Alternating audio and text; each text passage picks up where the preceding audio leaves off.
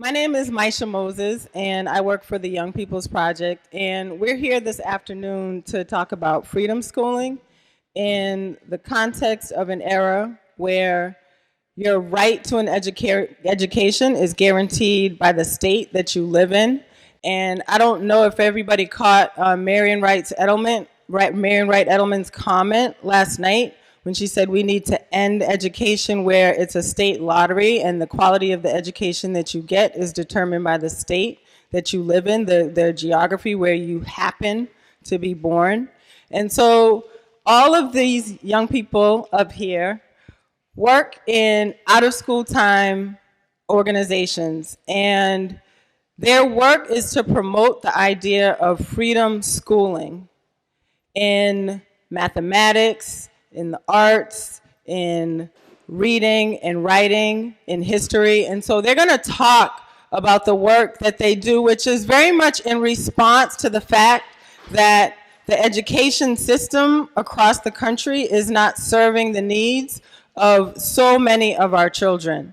And so I'm going to let them talk about the work that they do. I'll briefly introduce them, and then hopefully at the end, we'll have some time for questions. So to start it off, we have Brian Eason and Barbara Conejo from the Children's Defense Fund. Give it up. We have Raheem Washington and Deontay Lettingham from the Young People's Project and the Algebra Project. We have O'Shea Robinson, Maria Cedillo, and Aaron Fink from the Baltimore Algebra Project. And we have Luis Navarro from the Boston Area Youth Organizing Project. So Children's Defense Fund is going to go first, then the Baltimore Algebra Project, then Boston Area Youth Organizing Project, and then the Young People's Project and the Algebra Project. Okay, I feel like I just talked a whole lot and then I'm getting ready to talk again. But it's an honor even to be in the space. I always relish the space where we get to have and create platforms to talk about what young people need. I stepped into the classroom with zero experience.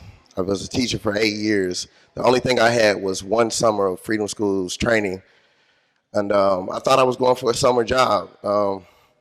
I then picked up the classroom as a substitute teacher because in Missouri you only need 60 hours to be a substitute. So that opens a gateway for male influence in the public school system.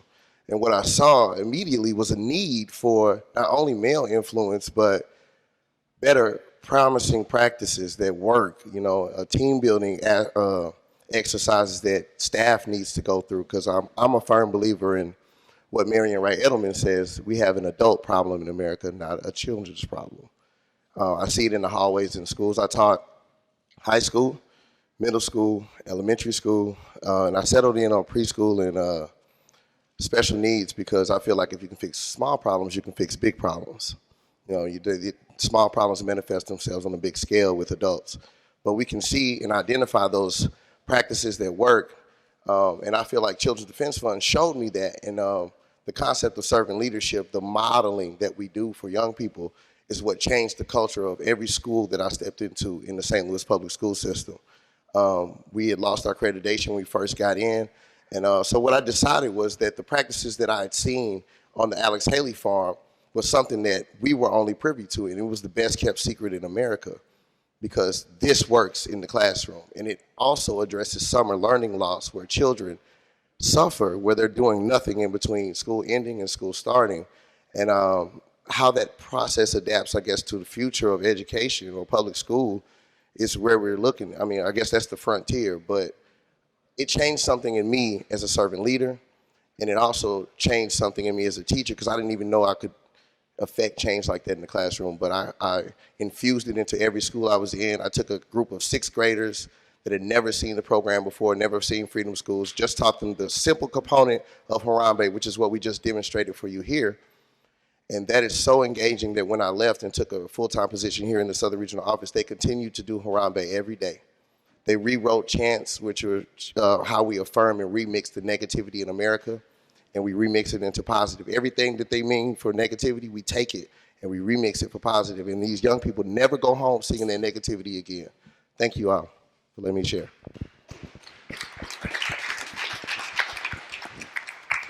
So Brian here is really humble. One of the things that he did not share is that he worked for St. Louis Freedom Schools, and St. Louis Freedom Schools as the model, each one teach one. They connected with Champaign, Illinois, and our leader then, Vanessa Gibson. And she came to a Children's Defense Fund event, and she was moved by what she saw. She said, "We need this in Central Illinois." And I had just started working with her under the Urban League of Central Illinois.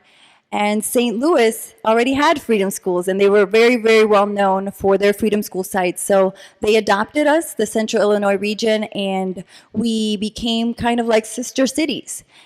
The following year, so I'm talking about 2003 was my first year. Brian and I started at the same time in freedom schools. In the next year, 2004, we had 4 sites in Central Illinois. So we were exponentially growing. We had more sites in Chicago, and by 2005, Illinois had 7 or I want to say almost 9 freedom school sites. In addition to that, the servant leaders who really commit themselves to the movement can apply to become an Ella Baker trainer. And an Ella Baker trainer is trained in the light of Ella J. Baker. We learn her story. We understand the significance of the work behind the scenes, which so many of our unsung heroes and sheroes were a part of in the movement. So I grew up in freedom schools. Brian and I grew up in the movement. And some of the most beautiful things about freedom schools and growing up in freedom schools is that you get to see your scholars grow with you. And the scholars then grow and become a junior servant leader when they're in high school for some sites. And then they become a servant leader. So I got a call about a week ago that one of my first freedom school classes, when I was 21, are now running a freedom school site in Champaign, Illinois. And so just to see the legacy continue, I moved to Washington, D.C. in 2007 to become a teacher. I was originally a pre-med biochemistry major. What was I thinking? My mother and father are both educators, and so I just naturally gravitated back to the field of education, and Freedom School was the catalyst for me that did it. That I just said, there's young people like me all over the country, and to connect over one same message and one common purpose and goal, to serve young people and leave no child behind. We say, leave no child behind. Say what? Leave no child behind. Said, leave no child behind. You can join us in. Leave no child behind. Said, leave no child behind. And that's what we do in freedom schools.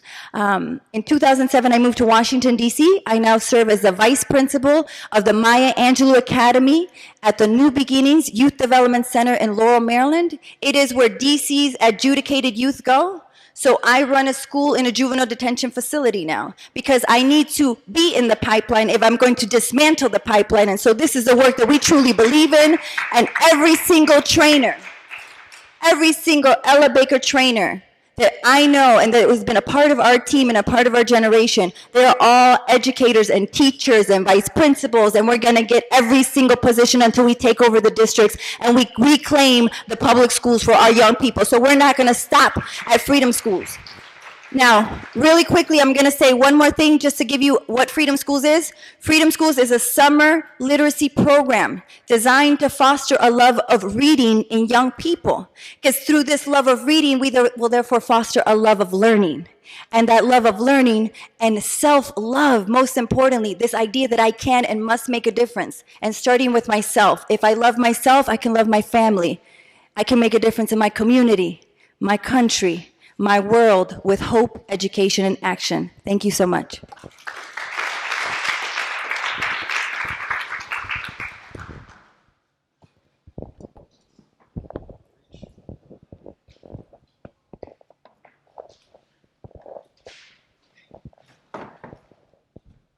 Good afternoon, everyone. My name's O'Shea Robinson. I work with the Baltimore Algebra Project. I'm 22 years old, and I'm a senior at the University of Maryland, Baltimore County. And this is going to be my 9th year working with the Baltimore Algebra Project. I've been working with the Baltimore Algebra Project since my freshman year in high school. And I can safely say I did not know what I was getting myself into. I started off as a tutor teaching my peers in math, and math was something I was comfortable in since I was young. My grandmother was a math teacher, so that was something she nailed into me pretty well. And I thought I was ready to teach some math, and I thought that was going to be the extent of my work with the Algebra Project. But I found something pretty disturbing within my first year or two within the Algebra Project tutoring people. It was that I wasn't combating the lack of knowledge that the students had, because I found out that once I got people comfortable with math, they could get it, they could understand it, everyone could. I was combating the idea that the students had that they couldn't learn math, that they weren't comfortable with math, that math was too much, it was too big for them. And with that, I found out that what I was doing wasn't just teaching math. I was teaching people that they were adequate, they were more than enough. And in doing so, I started to look at myself to see why am I the way I am? What makes me different? And what I realized was my experience with the school system versus everyone else's experience with the school system. From an early age, I was relatively reserved, relatively quiet, and I didn't cause a lot of trouble in the classroom, so I was labeled the good student, right? The teachers liked me. They thought that I could change the other bad students into good students if they sat them next to me in class and things like that. I don't think I was that powerful, but apparently they did, and they had that belief that I was good and the other students somehow couldn't do what I could do or couldn't be what I was. And little did I know, they rubbed that idea off on me. Going into high school, I went into a magnet school. And during my tutoring and teaching experience, I was training other peers into being tutors. And one day we were talking because it was a little bit of a disconnect. And one of the young people said to me, "You're better than me. I can't do what you can do." And we just had a conversation, and they felt like the way that we were divided in the school systems, that I went to Baltimore Polytechnic, which is a magnet school, and they went to their zone school, that they couldn't do what I could do. They couldn't be what I was. And that then became me teaching them I'm no different. And then me realizing what the school system had not only done to me, but what the school system had done to my peers. They had destroyed my peers from the inside. So then I became an organizer. Like I said, I didn't know what I was getting myself into. I became an organizer for my peers, teaching them and helping them learn that they are enough, that they are adequate, and that the school system isn't the end-all be-all of determining who they are. In the Baltimore Algebra Project, we teach youth. We're a youth-led and youth-run organization. So me being 22 right now, I'm currently the president of the Baltimore Algebra Project. And we're completely youth-run and youth-led, meaning that I'm the most tenured person right now. And also no one's over the age of 24, but I think the oldest member currently is 23. And we handle everything. So we hire people. We do a summer camp right now. We're in the process of running that. We hire our accountants. We pay one another the salaries we predetermined and everything like that. And in doing that, we teach not only ourselves, but we teach one another what we are capable of. That we're not just what the school says we are. We're not that C on our paper when after we take a test. We're not what the teachers say we can and cannot do. We're not the classes that they put us in. We are people. We are quality people, and we should be seen so within this country, within our individual states. And that's why the work we do is so important. Getting young people seen as constitutional people is the next step in the revolution. We've addressed other classes, other groups of people, but it's about time we address the young people.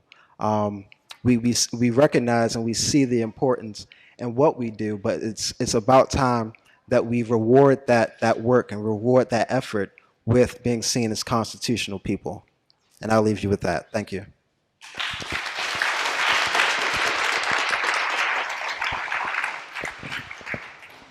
Good afternoon. My name is Maria Cedillo.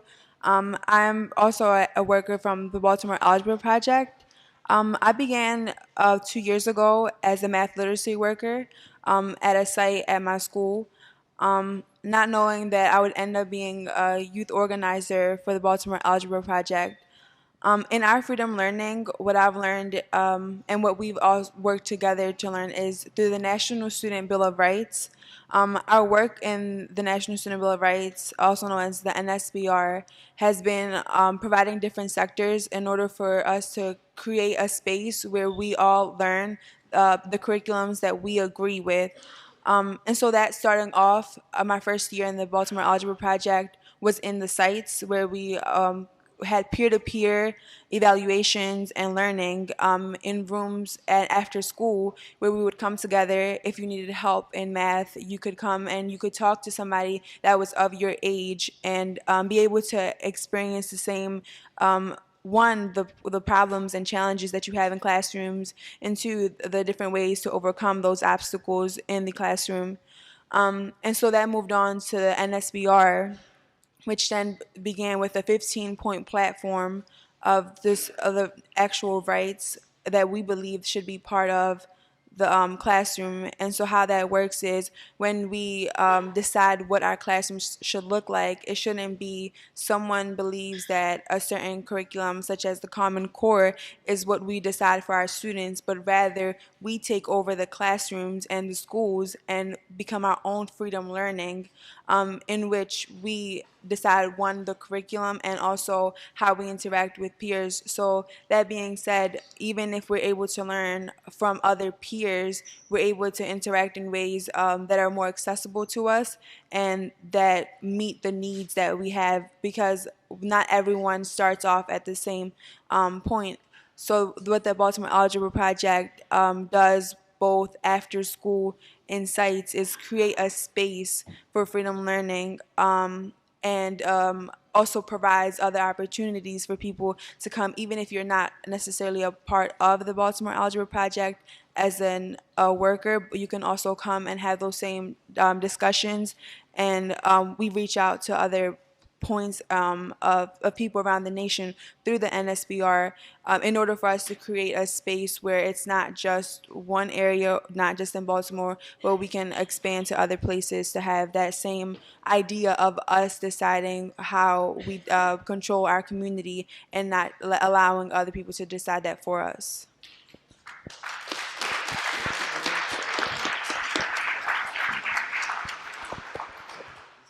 Hey everybody, how you doing? My name is Aaron Fink. I'm also a youth organizer and a tutor at the Baltimore Algebra Project, and I want to talk about how I think the Baltimore Algebra Project has some similarities with Freedom Schools and how that really works for the students that are a part of the organization. The first thing is that I think that youth, like peer-to-peer like systems where youth teach one another, are really powerful. Before I knew they existed, I was already kind of participating in them because, in classes, often like the teacher won't explain something right. The first person you're going to go to is the person sitting next to you, because they're usually able to explain it in a way that you're able to understand better than your teacher, who's been, just teaching a cookie cutter type lesson plan to kids for years.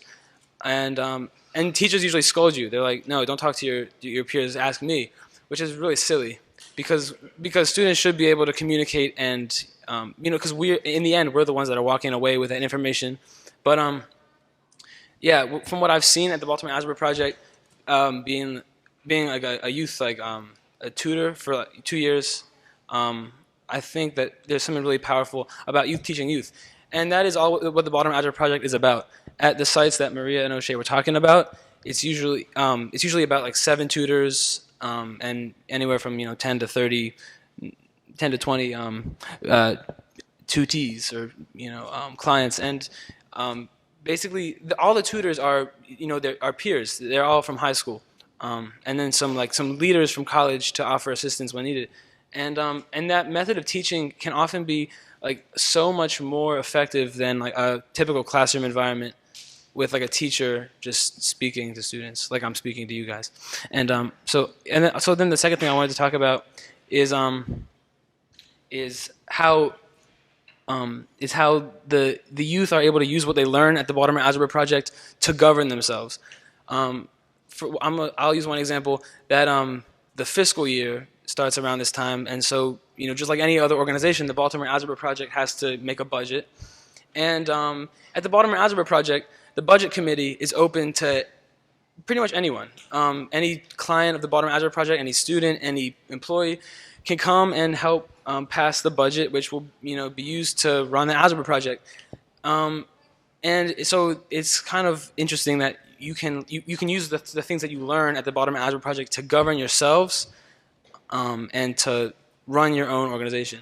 So in both of those examples, there's a common theme of youth governing themselves and teaching each other, and I think that's really powerful, and it's a great tool. So yeah.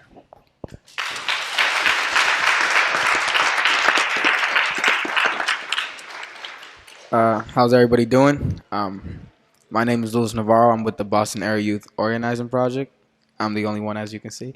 But what BYLP does basically is we have this thing called chapters, and it's in every school. So we go to every school, and it happens after school, and a bunch of students can come. And there's food and snacks, and what we do is we ask them, like, what is the issues in your school? What is the problems? And what is the things that you want to fix? So we go, we find the issues, and we don't tell them how to fix it. We give them the tools, and they figure out how to fix them between themselves. And, I feel like I've seen students who are friends of mine who went from being, forget school to learning is the best thing that they ever want. And, it's amazing to see how youth can change the world, but with what society throws at them, they don't realize it. And BYLP and other organizations in different states, they show them that they have the power, and they show that they can do whatever they want, and it's possible if they put their minds to it. And with BYLP, we have this thing called Citywide, which is on Thursdays, and everybody can come, and we talk to them about the organization, what you want to do, if you want to create an action, what type of action you want to create, what you want to do, who you want to hit, who you want to see out there. And it's basically, we give them the tools, we give them that possibility, we give them that inspiration, we give them the confidence to go out there and show the world what they got. And I went 3 years. I'm 3 years BYLP, about to be my fourth. I have 2 more years to go, I guess you can say. BYLP is a second home to me. We're a family, we go hardcore. Without them, I would never got to know everybody here. I would never would travel. I traveled so many times, Miami, Texas, New York, Philadelphia. It goes on and on and on. It's just like, I begin to realize, how it's not just in like my state that we're having an issue. It's around the world, and it's something that people have to begin to realize. And organizing is a tool that everybody has, but they don't know yet. Yeah, you have to show them that they have the things to change somebody's mind by your words, not violence. Just showing them that this is something that they want to fix deeply, and it's something that's affecting not just them but the whole world entirely. And with organizing, you come to it. You bring the community, you figure out the issue, you find a solution, you find a way to do it, you find the people who to go to, and then bam, you do it. And it's just like it's inspiration. It's amazing. You see it in the news, you see it everywhere, and it's just like a movie that replays over and over again as an organizer. And BYLP, it's a part of my life, and I'll continue to use organizing in my life. And thank you.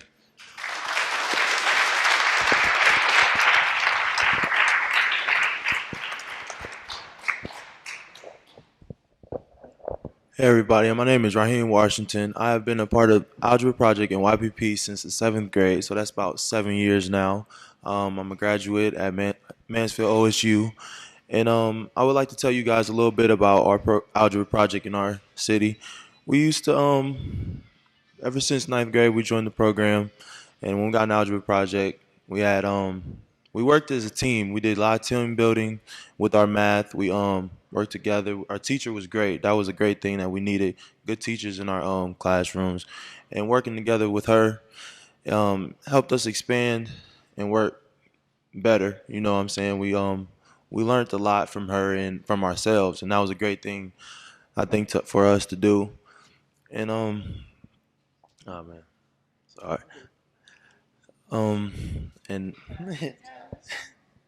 sorry about that, but I think that algebra project was something that all kids needed in math for them to understand that math is not just numbers. It's a life thing. It's more than what you see in a book. You know, it's all around you at all times, and everybody needs to understand that. So putting algebra project in other schools is something that I think it needs to be everywhere. So that's just my opinion. And but YPP is one thing that branched off that we used a lot of algebra project work in, if that makes sense to you guys. So sorry about this. But I'm pass this over to my man Deontay Lettingham, for he can explain to you guys how we used algebra project in the YPP.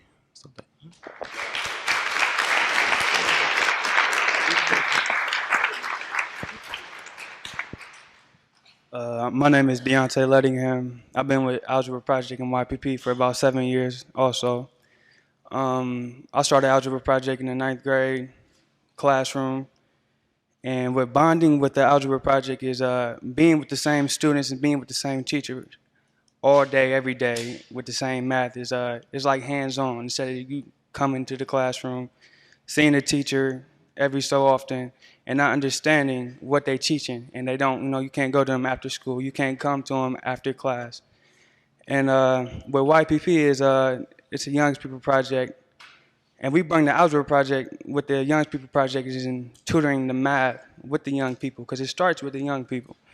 And to me, it's all about bonding. If you make a bond with somebody that's young, with a classroom like you guys full of 50, 60 people, and then you start young, when they grow up to be adults, it changes everything about them. And for me, bonding with the kids and being with YPP changed my life and changed everything that happens with me. That's all we got to say with that.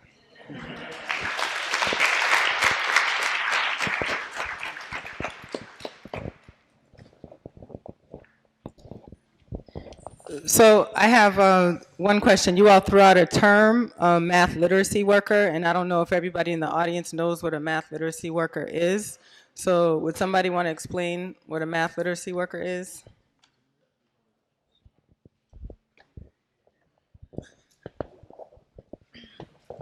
So the term math literacy worker was derived basically from the idea that math is applied to many different classrooms and different concepts. So when we think about math, it's not just calculus and algebra, but it also involves physics classes, science classes that involve the same concepts that we learn in our quote unquote regular math classes. And so it's just tutors in the Baltimore Algebra Project. It's peer math literacy workers, which is just people of the same age group teaching other students about different concepts in math.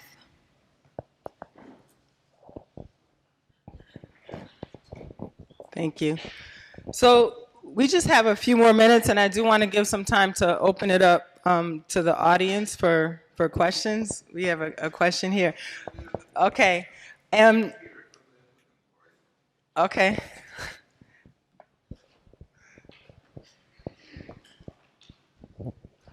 As I said, I think it's been 20 years, Bob. Been looking for her. First, preliminary. My name is Attorney John Dew. I'm part of the Civil Rights Movement. Bob Moses picked me up in what was the name of that college? I forget now, and brought me to Macomb, and then I went to the COPA office to pick up one of his workers, Emma Bell, who was only 18 years old, and she was in charge of me when I interviewed all these folks. And when I talked to a group of students from Macomb 2 years ago, one of the students recognized, oh, that's my aunt. And they had a program in Macomb, and she's now in New York, but Emma Bell is Emma Bell. She did what she did, and she did not need to come back to Macomb to get a button. My question is this. How can we motivate young people to assume the leadership through the Algebra Project, Young People's Project? How can we get them motivated to take the kind of leadership that the Emma Bells did, 50 years ago?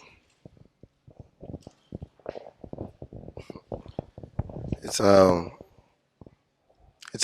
in how we model it. First of all, we have to be that example, and because propaganda is so daunting, you got 24/7, 365, where they're being hit with imagery and put into a box, and they're not allowed to think for themselves. So freedom schools teach you how to think versus what to think, and the motivation comes from the presentation. Our presentation has to be so relevant, and it has to be so well put together that they'll choose our version versus the negativity that's out there. So you can't just make a haphazard video. If you're talking about shooting a video with young people, you need to put time, effort into it, make sure it's current music, make sure you have instrumentals that are relevant to what's going on, because you have to have an ear to the ground in the community, what they're talking about, what they watch, what TV, especially cartoons, things like that, because it's oversaturation and they can't censor what's really positive for them and what's negative. So you have to be that model and example, and the model has to be so good and your presentation has to be so deliberate that they can tell that you put time into that. And that's what we do with Freedom Schools. Our morning component called Harambe is very, very intentional.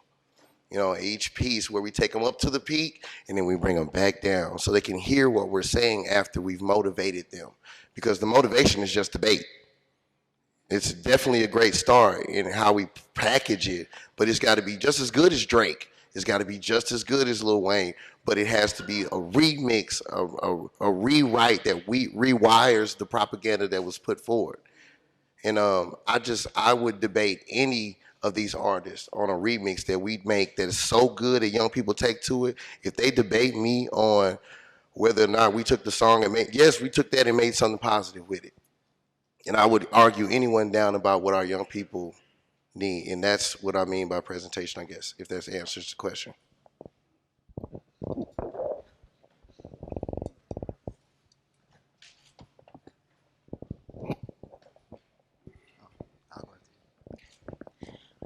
I think that it's also about finding the same needs and desires in our classrooms and in our struggles. So it's not hard to say that if you can interact with a person and find the same common necessities, that you will work and be motivated for the same ideas. So if you and I can agree that we're both hungry, we will both be motivated to work together to find what we need in order to feed that hunger. Right, and so that's kind of what it looks like in a classroom. If we can all find that necessity, if we can both all agree that there's a lack of education, a lack of quality in our classrooms, then we can agree that we're motivated and we can work together to meet those desires and those needs and necessities that we have in the classrooms. Okay.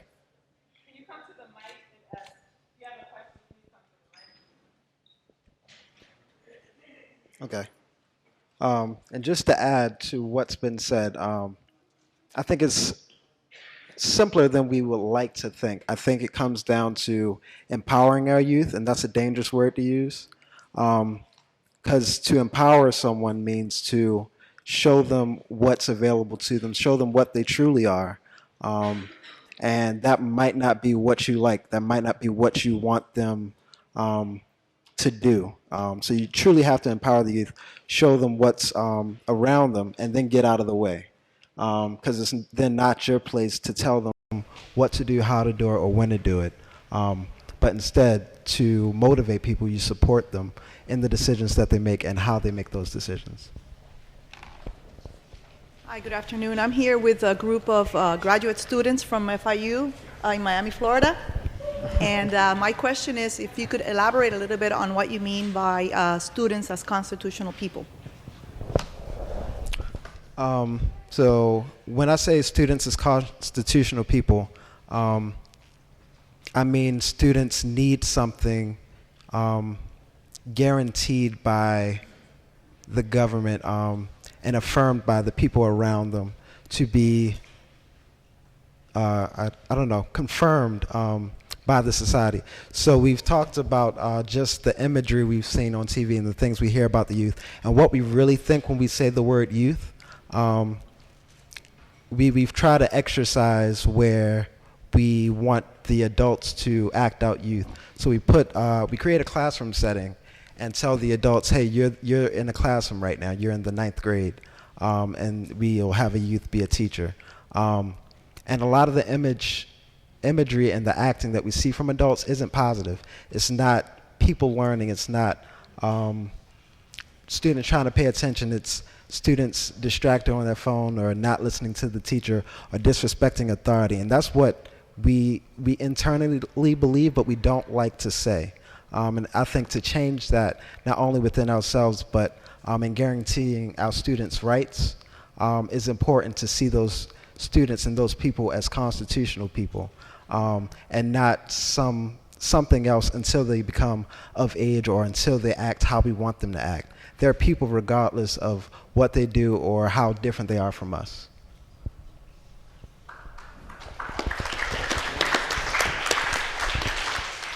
And I can just build on that a little bit. So in addition to valuing young people, there's also it's very technical, but everybody has a right to an education. All students' right to an education is guaranteed by the state. It's not guaranteed by the Constitution of the United States of America. And so this question about can students become constitutional people in terms of their right to an education, which is the main way that young people relate to the government, is through education. But that right to a quality education isn't guaranteed in the Constitution, and so that's also part of the conversation around students being constitutional people.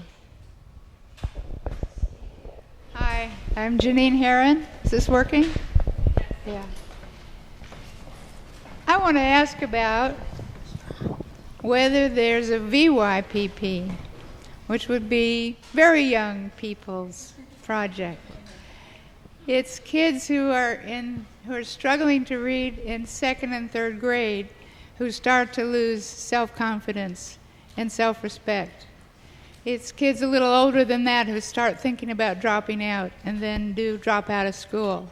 It's kids who can't read who drop out of school. It's kids who can't read who go to prison. So we really need to start focusing very hard on reading and writing and starting very young, 1st, 2nd grade, kindergarten, preschool. And I would like to work on that. I've been doing it for 40 years, and I would like to work with anybody else who wants to work on really helping children to read in a way that's going to build efficient brainwaves in their heads and make them skillful readers. Thank you.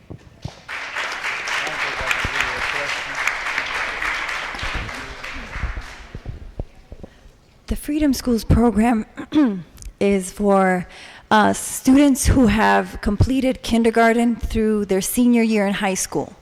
So our program theme is I Can Make a Difference.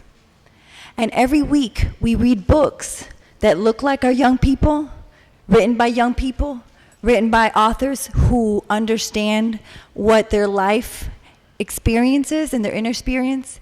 And the 6-week program focuses on empowering young people to believe that they can and must make a difference in their community. So week 1 is I can make a difference in myself. Week 2, I can make a difference in my family. Week 2, they read about making a difference in their community, my country, my world, with hope, education, and action.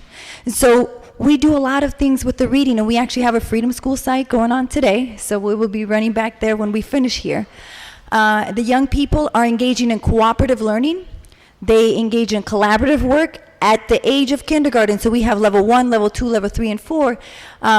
They also talk about conflict resolution, and we empower them with the social skills they need to really see conflict as an opportunity for growth, not something to fear or to run from. We also engage them in social action, where they identify issues in their own community, and we use what is important to them and what is relevant to their life, and we help them meet those gaps in learning. By no means is Freedom School a summer teaching program, a reading program. However, we foster that love of reading that just sparks that light in that young person, and they will never, ever be the same because they know there's something inside of them so strong that they can make it, whatever the public school has given or not given them. And I wanted to add to that in terms of the peer-to-peer learning aspect, and this idea of a very young people's project. So I think we have a huge untapped wealth of resources in our young people in the fact that young people know a little bit of knowledge, older young people know how to read, older young people know a little bit of mathematics, and they get great power and satisfaction from teaching their younger peers. And we can put those young people to work if we had the creativity and the will to do so. The youngest young people's project we ever did was with 5th graders teaching 1st and 2nd graders. It was focused around math, but certainly you can do it around reading. I just want to tell a story about the Baltimore Algebra Project. They fought for years, 3 years, I think, to try to get a pot of money from the city to establish a fund to pay youth literacy workers, not just math literacy workers, but reading, science, arts, literacy workers, and to employ young people to do this work. And their last effort was to go on a hunger strike, and still there was no movement. And so the demand from young people, we've been doing this work for many years. There isn't a lack of young people who want to do this work, but there's a lack of resources and support and consciousness about the fact that among the very young people that we say need the most help is an untapped gold mine of resources to put to bear on the problem. Good afternoon. My name is Malika, and I want to thank each of you for being here with us. I have 2 questions. Folks from the Baltimore Algebra Project, you threw out the term freedom learning, so I wanted you to elaborate on that a little bit. And then whoever would like to address my second question, one of the, I know that it takes a lot of change within oneself to kind of do this work. So I wondered if you could share with us some of the changes you experienced inside of yourself to do this work, and if there was any connection with the changes you witnessed in the young people that you worked with as you changed inside of yourself. Did you see any changes within them as well? Okay, for your first question, the idea of freedom learning, I believe that's a model we try to adapt in the actual organization of the Baltimore Algebra Project. So Aaron hinted at this. We create a space where teaching and learning is the same thing. So we don't walk into a room or into a classroom or into a space and say, this is the teacher, this is the student, let's learn something. We walk into a space maybe with something to do or a problem to solve, and then we then collaborate to try to figure out what we can then do to figure out a problem or accomplish some type of task. And the way we think, that's setting us free from the way we've learned to learn in schools. Which is typically there's a question and there's one answer. Sometimes that answer's in the back of the book, but we all have to get to that same answer. and there's no way around that. We want to break that kind of cycle of linear thinking and try to think of things more of a circle or a cycle, with not necessarily a beginning or an end, but something that continues and you can build off of. And just to quickly answer your second question, with myself, I've grown a lot with the project. Like I said, I've been doing this for almost a decade at this point. And something about me is, I still do, but I have really bad stage fright. So even doing this, I could not see this happening 8 years ago. But the Algebra Project, the Baltimore Algebra Project, helped me to see what's in myself, and not necessarily be afraid of something as simple as public speaking, because I'm not necessarily doing anything or saying anything that's different from what I feel or what I think. And right now, this is just a form of expression. And that's how I can feel and see that change within myself. And you two can share. Yeah, can I say something? All right, cool. Thank you, O'Shea, for summarizing what I was trying to say. And also, I wanted to say that one change I've seen in the younger people I work with, who are freshmen in high school, and I'm about to be a junior. So I'm very old, barely older than them. There's a change I've seen in all of us, myself and them, is that they're less intimidated by authority at their school.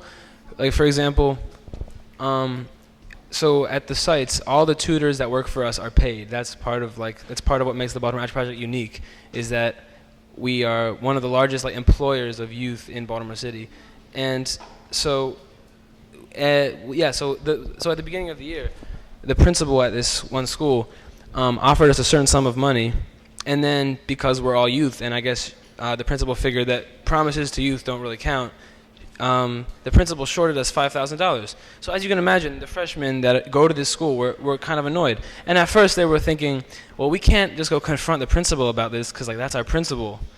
And then after a lot of conversation, they kind of reached the conclusion that of course they can, because they have a right to be respected by their principal. They're not there to serve the principal is there to serve them. And so that's a huge change that I've seen in the people I work with, and I've also experienced myself. So to elaborate on the first question, freedom learning goes beyond just peer-to-peer learning. So when we come into a classroom, we don't come in just to learn, but also to teach others, and in return learn from that experience. And then it moves on to the students being able to use freedom learning and demanding the things that we learn in our classrooms. So when we refer to freedom learning, it's not about necessarily what you how you learn, but also about what you learn, and you deciding what happens in the classroom. Freedom to decide what goes on in the classroom, both from when you're going to learn and when you're going to teach it. And to address the second question, I think that the Baltimore Algebra Project as a whole affects a lot of us by putting all of us into uncomfortable situations and challenging us to meet that standard. With that being said, we all learn from each other the different struggles that we don't necessarily look at on a day-to-day basis. But when we talk to other people, we're able to find common grounds and find solutions to the same struggles that we all experience.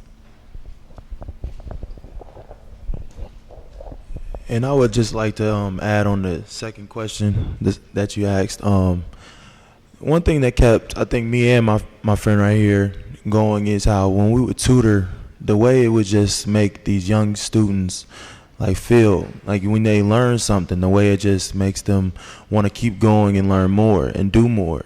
These kids are so young and don't understand what's going on around them, and when they learn certain things, you can just see how they want to use what they just learned and just keep it going with that. And that just makes me want to become a teacher and just keep teaching them and having them understand more every day, and understand that they'll learn something every day and they'll be able to use it every day, because it's never going to stop, and just the feeling of teaching someone and having them understand something just keeps us going, for me anyway. And I think everybody in this room that's a teacher and really cares about what's going on in these classrooms are gonna it just needs to be like this. So it's just one of those things. It's just, if you're a teacher, you want to see these kids learn and you want to see them be whatever they want to be, astronaut, football player, anything that's going on in the world. They just, one step at a time is just going to be great. And when they're young, it's always fun. And that's why I love Young People's Project. So thank you.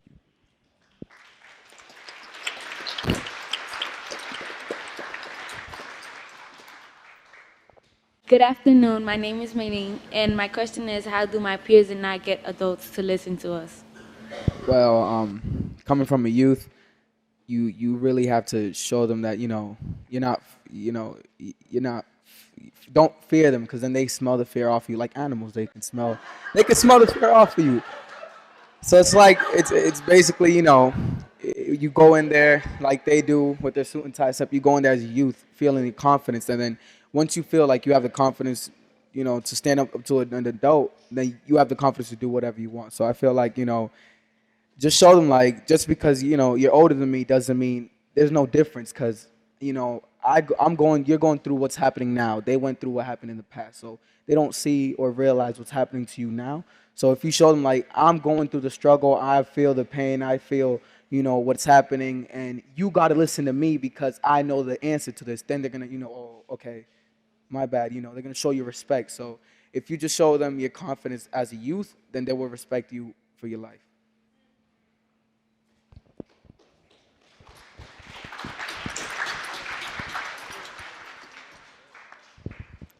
I agree with that 100%. I got to say, just like me, it's about how you show that passion and let it exude from you every day. Like, if you're serious about what you're talking about, and you know what you're talking about. Young people have this switch where we're able to turn on something that we're passionate about. You can see it every time you want to learn something new. You get really excited about it, and you just want to tell everybody about it. But you take that energy and you focus it into what you really want to say, and writing down what you're trying to say, just jotting notes helps. But once you go over those things and you're serious and you got your research together, you can speak truth to power. And you can do it confidently because that perseverance, that spirit is already in you. And when you take that opportunity, or you look for those teachable moments to speak truth to power, you stand up and you posture yourself correctly, and you make sure you look people in the face and you say what he tells you to say to them. And that's scripture. I mean, I don't, Jeremiah 1. But say what I tell you to say to them. Be not afraid of their faces when you say truth and you speak truth to power. So that's how you get people to listen to you. Hello, my name is Ross. I'm from Miami, Florida, and I have a question. No one from here seemed to be able to answer this question within the past 2 days that I asked it, and it's still not going to be able to be answered, but I just want to throw this out there. All right, so it's this thing going around about the dropout rate, that at age 16 within the state of Florida, that you're able to drop out and you don't have to go to school at your own choice, at your own will. And like, that bugs me to hear that at 16, that the school system is pretty much promoting you to drop out at 16, and you have the opportunity, and I don't think it was right. So I'm here to advocate and speak up and say that that's not right, and I'm working on getting it out, and it shall be thrown out. And another thing is, it's not, like, I held conversations with a couple other people, and they've been telling me that back in Ohio and Baltimore and different places like that, you have to stay and finish school all the way throughout your 18. So why is that here in the state of Florida? Why is that in the state of Florida that you have the opportunity to drop out, but there you have to finish through and go all the way through? Just because the dropout rate is high in the state of Florida, why can't everything just be the same and everyone has the same treatment?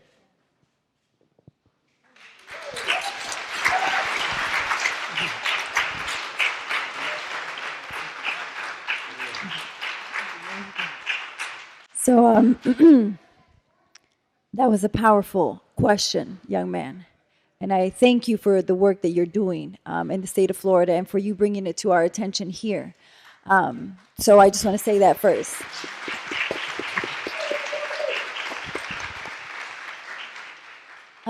Compulsory education laws were created to supposedly protect the interests of young people, right?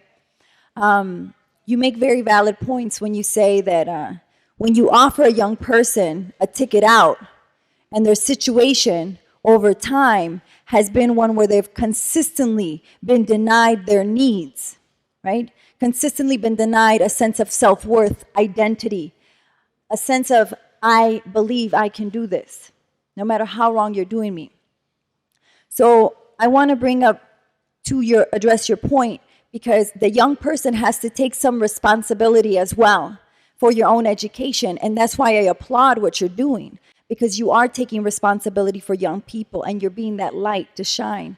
Carter G. Woodson reminds us that there are two types of education: the education you are given, public schools, and the education that you seek for yourself. And so it is our moral responsibility as young people, as elders, as adults, as very little, to share all that has been passed on to us and to ensure that young people believe that they can and must make a difference. So I want to make sure that you get my information, and I'm going to do whatever I can from Washington, D.C. And have a lot of people out there who are doing great work, from the teachers union to a lot of committed folks in the White House who are trying to address some of these issues in terms of discipline right now, because there's several layers to your question and we don't have the time to get into it. But you're going to get my information, and I want to stay connected, so I'm not sure if anyone else wants to speak to that. Thank you for your question again. And what I'll add to the conversation is the state of Florida is failing its youth. And unfortunately, several states are failing the youth, and specifically youth of color. And that's something that we need to address as youth. And as you're doing your work in Florida, other youth are working hard in their states. In Pennsylvania and Maryland, in Ohio and California, we're all working to get what we know we deserve the right to have. In my opinion, what power for me means is control. And I feel like the education systems within our states are using or controlling us to determine or try to determine our future, right? And it's then we're forced to retaliate. We're forced to fight back and push back, right? And I think we've been trying this and we've been fighting this battle for a really long time at this point. And we haven't gotten a lot of ground as individuals. And I think that's why it's important that we're here today, to talk, to network, and to help each other out.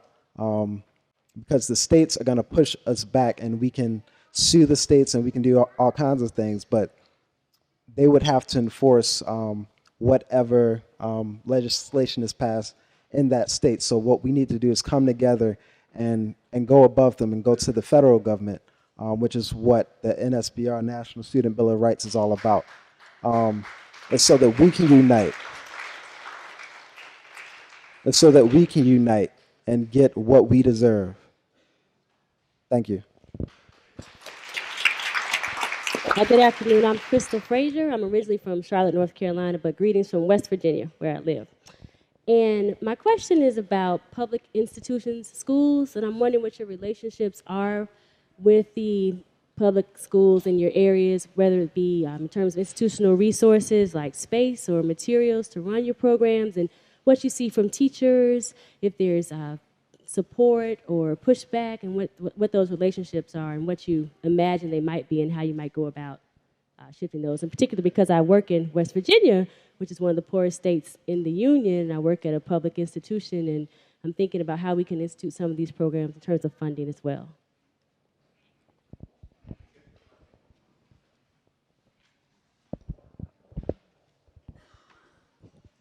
For me, in Mansfield, Ohio, for YPP, we actually have 5 elementary schools that we attend once a week for math, and we have 1 middle school, and we actually got high school students that we teach to try to actually enforce the stuff that you're trying to do in West Virginia. YPP actually goes all in my district. We actually spend about 2 hours a day with the students, helping them out and telling them about why they need to come to YPP and show them that it's not only just a fun activity, it's not just fun and games, but when they take a test for the state at the end of the year, we actually helped out with that and actually see the results for that. So once you get the parents involved with that and show the results with the test, you get more school districts, and that's what we're trying to do right now in Mansfield, Ohio. Just not in Mansfield, we're trying to go all over Ohio and get everybody involved through statistics. And to add to that, just relationships with institutions and teachers and people in institutions. It's, in my experience, it's always up and down. Because as individuals and addressing different issues we have within institutions and school systems, we want to think we believe in what's right. So yeah, students need and deserve the right to education. But we've built so many, or now we have so many systems and policies and things around us that we almost feel locked in. And I think organizations like us are important because we provide some type of alternative, some type of something different that we can then use to model something different, but something that's not bad, something that can still, I guess, get the job done, right? So in talking to teachers, they'll support us. We can use their space and things like that. But when, I don't know, a policy comes up or something that they don't agree with comes up, that's when things start to get shaky. So as Aaron mentioned, with one of our schools that we contracted with for last fiscal year, said they would contract with us for $15,000. And then later they said, oh, we don't have that for you guys. We only have $10,000. That shows the kind of relationship that they want to have with us because we're youth. And I think that's then an opportunity to show them that we're not inferior and we're not lesser than them. We can then use that lack of funding to fight for it. In fighting for it, we get to show who we are and what we can do and the power that we have. Because in working with them, we don't necessarily need them. We just need, I guess, some of their resources like space or their students to help. But in expressing our rights, expressing our thoughts, expressing exactly what we know we deserve, it can make the relationship tense, I'll say that. And it's a back and forth, but a lot of the times it comes back to being a moral issue for those teachers or institutions. And usually, in my experience, if you're adamant about it and you keep fighting, you will win. And that's been our experience with the Baltimore Algebra Project. You just keep going. And they can cut off your funding, but they can't stop you from working. So that's been my experience with working with schools and institutions.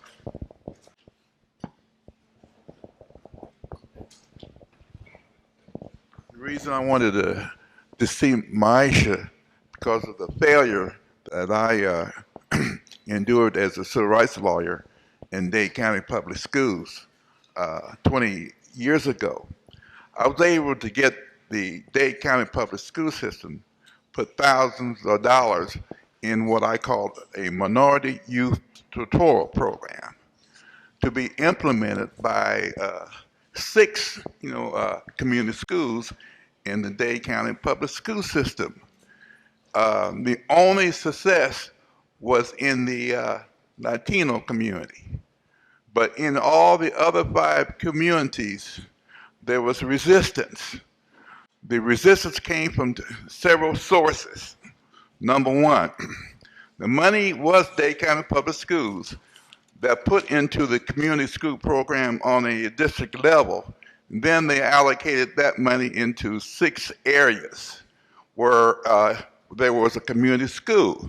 Number one, the community school director had the freedom to hire their own teachers in the after-school program. Number 2, the teachers in that particular school were very offended to have their facilities to be used in the after-school program. Number three, the community, the black community itself resisted in participating through their children in the community school program. The only success was in Homestead, where the Latino parents were enthused to participate. In the black areas where we had the community school after school program, there was resistance because the people in the community felt it was an inferior program. In one particular community school, the after school program that was a separate program where parents had to pay, $60 a month, they participated with their children into that program, but not in that minority youth tutorial program. So I think that is something you need to understand as when you go back to the community. You don't want to go back and get the school district to do this program, which the young people have to do themselves and should do, and that's why I'm very interested in the Young People's Project. Sure. You all want to? In 2003, Freedom Schools trained 400 servant leaders. In 2014, Freedom School trained 2,000 servant leaders. These are all college-age students from 18 to 30 years old who then return to their community. And if I'm correct, Brian, I think we have 200 Freedom School sites operating as we speak all over the country. 12,500 children being served at this exact moment this summer. So we just wanted to share that of those sites, about a third of them are in faith-based communities, and those other sites operate within public school space. We also have partnerships with some school districts, not just schools. So I will be heading to East Baton Rouge in about 2 weeks to support a grant that we received through the Bill and Melinda Gates Foundation to really ensure that the districts of East Baton Rouge and also Bennettsville, South Carolina, have not only quality education in the summer, but they also have young people working with teachers using a co-teaching model. So you have the trained educator with the servant leader who's been trained in a lot of the same values and systems thinking that we have here on the stage. So public schools are really seeking the support. I think, like we said, we need to just put the information out there in a way that people can access. And I'm going to let Brian wrap it up. And really quickly, just speaking to the third of our partners being in faith-based institutions, which really sparked the growth of the Freedom Schools movement, because faith-based institutions really speak to family and the repairing of broken values, and the parent engagement model is a very key piece in the Freedom Schools program. The grant money that started the Freedom School, it was at my church. My church hosted a Freedom School site, and had they not hosted that Freedom School site, I would not have found the program. It was important that churches invest in this program because churches have a special insight to find certain types of grant money that can help you foster those types of environments, because the space really is important, and the resources that are given or not given really do affect the growth of this program, this monstrous program for learning, the love of learning and the love of reading, or the love of just education in general, and spreading that throughout the nation. But I think we look into different terms of how we can fund these programs and keep substantial funding coming, and sustainable community, basically, because programs that start and then stop don't necessarily help the situation, because we want to keep this as an ongoing, regenerating, intergenerational model. Thank you. Yes. So we are about 40 minutes over our time, and we're running into the next panel, which is supposed to start at 3:45. But I'm happy if you want to say really quickly your question, and then tell me your name again. Ross. Okay, I want to come back to you. But maybe if you have a very quick question, and popcorn, one or two people from the panel can respond. I just wanted to know, how does one get a program started?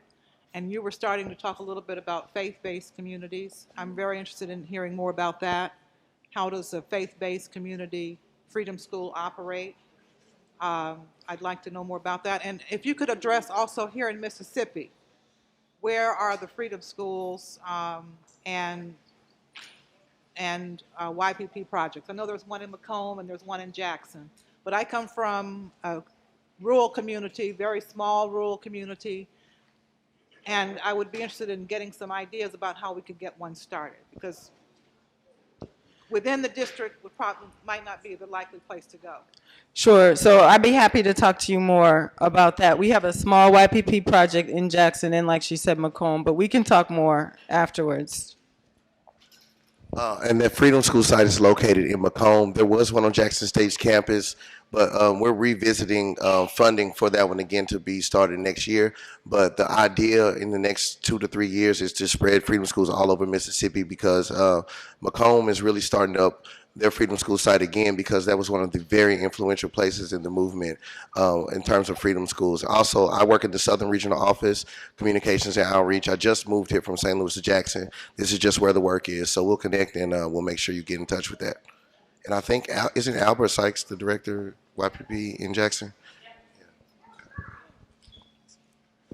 So this is not addressed to the panel, but it's to the audience. How many people have been here for the sessions for Wednesday and Thursday? Right. Right. So what we've been trying to do, folks, is build a network of people who want to think about the problems that they've been talking about. And so the next session, when this is over, we're going to continue that. So we urge everyone who wants to be part of that conversation to hang on. Thanks so much for this panel, though. Thank you.